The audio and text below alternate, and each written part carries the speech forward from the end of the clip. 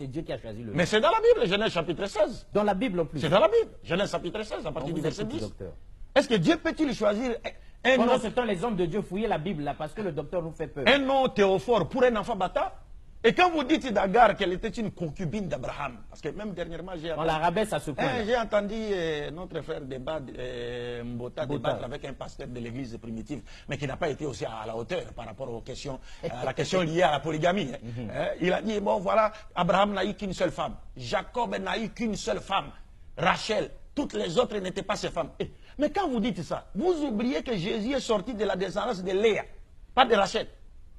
Il est sorti de la descendance de Léa, qui est une femme que Jacob n'aimait pas au départ. Et quand la Bible nous dit, quand Dieu vit que Jacob n'aimait pas Léa, Dieu fit de sorte que Rachel soit stérile, et il rendit Léa féconde afin qu'elle soit aimée de Jacob. Et donc Jésus est sorti de la femme qui serait une concubine selon Bota. Il est sorti d'une femme qui serait une concubine, et une femme que Jacob n'aimait pas. Si vous comprenez ça, tout cela ça commence à nous faire mal à la tête, mais on s'efforce de comprendre. Et tout cela, c'est parce que les gens cherchent. C'est comme aujourd'hui, nous avons un problème sérieux dans nos pays, que ce soit en République du Congo ici, que ce soit en RDC. Aujourd'hui, nous savons que la pyramide démographique est en faveur du taux de la femme. Les femmes sont plus nombreuses que les hommes. Quand vous rentrez même dans les églises, les femmes sont plus nombreuses que les hommes. Mais maintenant, si un homme prenait une seule femme, où iront les restes des femmes? Elles vont traîner dans les rues. Mais c'est ça. C'est-à-dire, on est en train. Ces gens-là sont en train de fabriquer, n'est-ce pas, des prostituées dans le pays. C'est clair. Parce que l'islam nous dit... Sur ce point-là, on est d'accord avec vous. Je termine avec ce point. L'islam nous dit, toute société qui bannit la polygamie au détriment de la monogamie n'est pas la polygamie n'est pas une obligation. C'est une seconde forme de mariage, mais ce n'est pas obligatoire. Il y a des gens, des musulmans, qui ont une seule femme. Ce n'est pas obligatoire. Mais quand vous bannissez la polygamie au détriment de la monogamie, l'islam nous dit, votre société connaîtra 4 ou 5 conséquences. Première conséquence, il y aura prolifération de la prostitution. C'est clair. C'est clair dans nos sociétés. Chez nous, là-bas à Kinshasa, vous pouvez passer dans la rue comme ça, une femme vous appelle. Papa, on m'a dit la pundate. Même ici, on appelle. Vous ne voulez pas monter l'âne. Regarde comment elle se rabaisse à ce niveau-là. Donc il y aura prolifération de la prostitution. 2, il y aura quelles conséquences? Prolifération des enfants illégitimes. Nés hors mariage. Quatrième conséquence, prolifération de l'infidélité. Parce qu'un homme qui voudrait épouser une seconde femme, vous le privez de ces droits-là. Mais il va sortir. Il va sortir. Et s'il sort, même la femme qui est restée à la maison, la femme dira, ah, mais lui il sort, il va ailleurs. Il pense que, on appelle ça, moi je dois faire quoi? Elle va faire quoi? Elle va chercher à aller ailleurs. Ça va créer l'infidélité. Et enfin, c'est quoi? C'est la dépravation totale de mœurs. Parce que les femmes qui sont devenues plus nombreuses que les hommes vont chercher à satisfaire leurs besoins. Et là, quoi?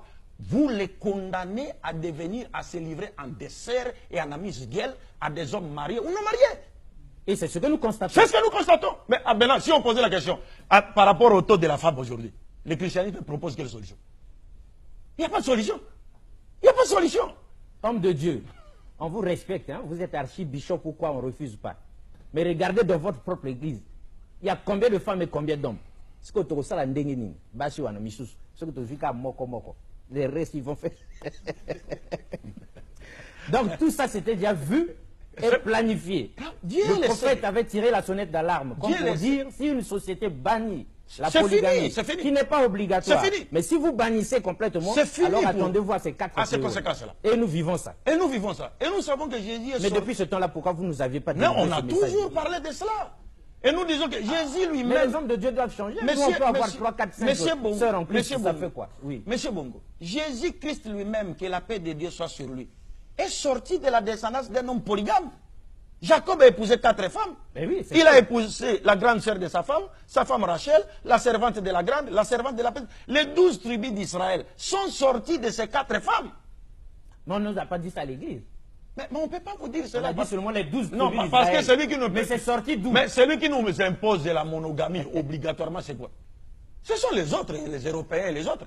Parce qu'aujourd'hui en Europe, si vous prenez une seconde femme, on va vous arrêter. Évidemment. Mais si vous prenez des hommes comme vous, qui portent des barbes comme vous vivez avec dans l'homosexualité, on vous applaudit. Là, on vous acclame. Mais quand vous prenez une femme naturelle, non, c'est fini, monsieur. Non, vous devez quitter. Est-ce que vous comprenez? C'est cela le problème. Donc nous disons dépravation des mœurs. Dépravation totale des mœurs. Au niveau mondial. Au niveau mondial, dépravation totale des mœurs. Oui, mais pour revenir sur le sujet. Pourquoi on ne laisse pas les gens sur leur faim? On est